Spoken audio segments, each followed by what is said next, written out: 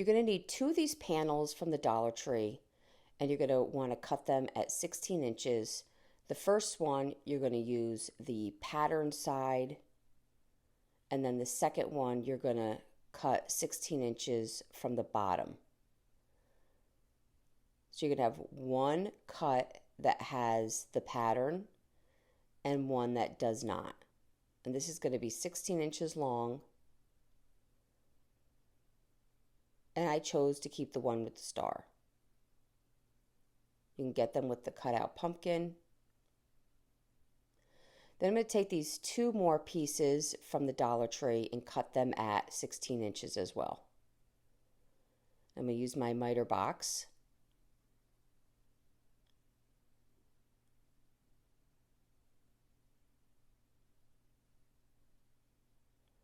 I'm going to take some Elmer's wood glue and a little bit of hot glue, and I'm going to start putting the smaller ones on the plain board,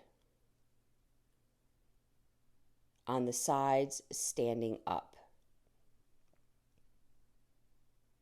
Then I'm going to do hot glue and the Elmer's wood glue and lay down the starred panel. And I'm basically creating a box. Then I took a smaller piece of wood from the Dollar Tree and cut it just to fit on the bottom and cover the bottom hole.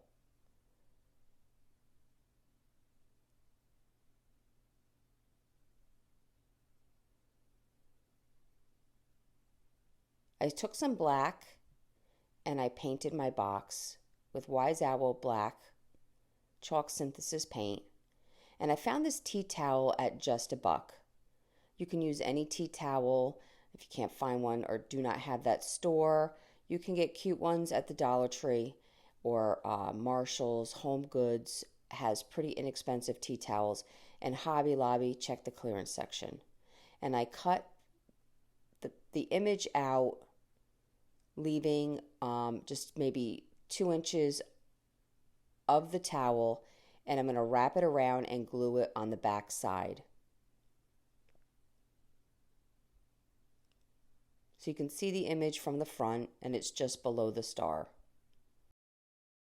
It is important to mention that I cut my towel with pinking shears, and it gave it a jagged edge on the top and the bottom. My tea towel says Farmhouse Market, and it's got a cute little pumpkin in a wagon. And I found this spray for $1.99 at Hobby Lobby, and I always grab them at 50% off.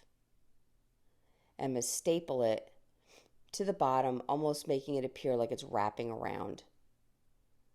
And then I arrange the berries so that it covers and hides the staple.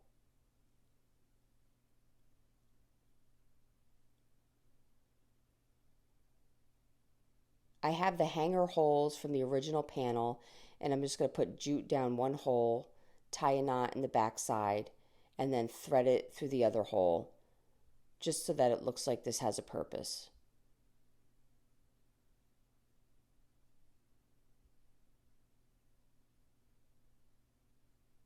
I'm going to take a bundle of wheat. I found this at Home Goods, and I thought that looked really pretty in my box.